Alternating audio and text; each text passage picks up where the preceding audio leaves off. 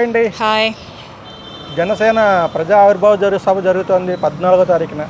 ఏంటి మీరు వెళ్తున్నారా? అసలు వెళ్ళే అదృష్టం ఉందా? అక్కడికి వెళ్తే అసలు మనల్ని ఎవరైనా పట్టించుకుంటారా? అసలు జనాల్లో పడేసి తొక్కి పారేస్తారు. ఇక్కడ ఆ జనసముద్రంలో వెళ్ళి అంత అదృష్టం నాకు లేదులే కానీ ప్రస్తుతానికి ఆ జనసముద్రంలో నేను నలిగిపోదలుచుకోలేదు. నేను వెళ్ళలేండి. అంత గ్రాండ్గా జరుగుతుంది అనుకుంటున్నారా? అస్సలు ఒక లెవెల్లో జరిగిపోద్ది, ఒక రేంజ్లో జరిగిపోద్ది అనమాట. దాంట్లో ఎటువంటి డౌట్లు లేవు. మరి అక్కడ పెడుతున్నది ఎవరు, పార్టీ ఎవరు, పార్టీ అది ఆవిర్భావ సభ ఎవరిది, అన్నీ ఉన్నాయి. దాని మీద ఏంటంటే బాగా జరుగుతుంది, మామూలుగా జరగదు, బాగా జరుగుతుంది. అంటే చీఫ్ గెస్ట్లు ఎవరు వస్తారు అనుకుంటున్నారు? చీఫ్ గెస్ట్గా మరి పవన్ కళ్యాణ్ గారు ఎవరిని పిలిస్తే వాళ్ళే వస్తారు. ఎవరు వస్తే బాగుంటుందని మీరు అనుకుంటున్నారు? దానికి ఎవరిని అంచనా వేయలేం. ఎందుకంటే ఒక సెలబ్రిటీ అయినటువంటి చిరంజీవి గారు, మంచి పద్మవిభూషణ్ అవార్డు గ్రహీత చిరంజీవి గారు పవన్ కళ్యాణ్ గారికి అన్నగారు.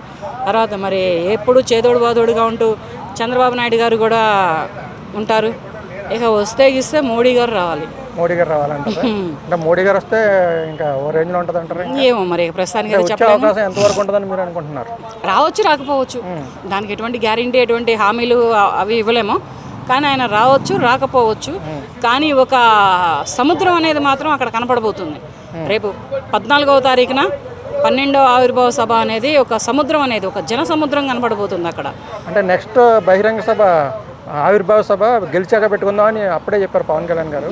ఇది గెలిచాక పెట్టుకుంటున్న ఆవిర్భావ సభ, సో చాలా గ్రాండ్గా ఉండబోతుందని అనుకోవచ్చు. సో అంటే ఎంతమంది జనాభా వచ్చే అవకాశం ఉండదని? దానికి లెక్క లేదు, ఆ లెక్కలు అడగొద్దు. పవన్ కళ్యాణ్ గారికి ఏ తిక్క లేదు, ఆ లెక్కలు నన్ను అడగొద్దు. ఇది మాత్రం పక్కా. ఎందుకనంటే దానికి లెక్కలు ఎవరని చెప్పలేము. ఏమని చెబుతాం లెక్కలు? ఎక్కడెక్కడో మొత్తం వస్తారు. ఒకప్పుడు ఆయన సినిమా ప్రపంచంలో ఒక హీరో, తర్వాత రాజకీయంలోకి వచ్చి అతను జనాలకి మేలు చేసినటువంటి నాయకుడు, జనాలకి దేవుడు. అటువంటి వ్యక్తి సభ పెడితే ఆ సభకి ఎంతమంది వస్తారు అంటే దానికి ఏం లెక్క చెప్పలేము ప్రస్తుతానికి. ఇది జరుగుతుంది పిఠాపురంలో. ఇప్పటి వరకు ఎక్కడెక్కడ జరిగినాయి. అది పిఠాపురం అంటే బాగా బలం ఉన్న ఏరియా. అది జనసేన పార్టీకి చాలా స్ట్రాంగ్ హోల్డ్. అలాంటి చోట జరగడం వల్ల ఇంకా రైజ్ అయ్యే అవకాశం ఉంటుంది అంటారా జనసేన పార్టీ?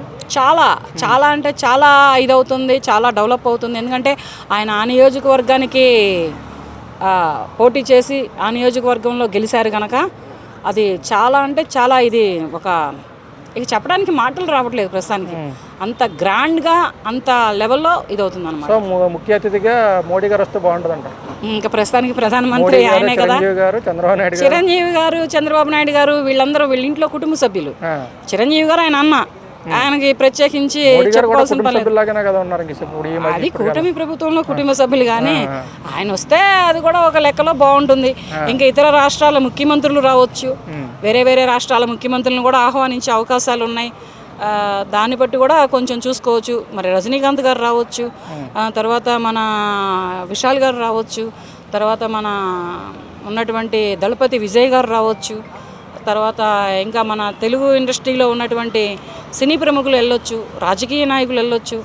మెయిన్ రేవంత్ రెడ్డి గారు కూడా వెళ్ళే అవకాశాలు ఉన్నాయి. తెలంగాణ రాష్ట్ర ముఖ్యమంత్రి వర్యులైనటువంటి రేవంత్ రెడ్డి గారు కూడా వెళ్ళే అవకాశాలు ఉన్నాయి. ఇటువంటి ప్రముఖులు ఎంతోమంది సెలబ్రిటీస్ అండ్ రాజకీయ నాయకులు, రాజకీయ ఇండస్ట్రీ నుంచి ఎవరు వచ్చే అవకాశం ఉంది? త్రివిక్రమ్ శ్రీనివాస్ గారు వాళ్ళు వచ్చే అవకాశం? ఇక వాళ్ళ గురించి చెప్పక్కర్లేదు, వాళ్ళు వెళ్ళిపోతారు అంతే.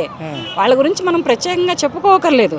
త్రివిక్రమ్ శ్రీనివాసరావు గారే కానీ మిగతా ఏ డైరెక్టర్లు అయినా కానీ వెళ్తారు, వెళ్ళకుండా ఎవరు ఉండరు.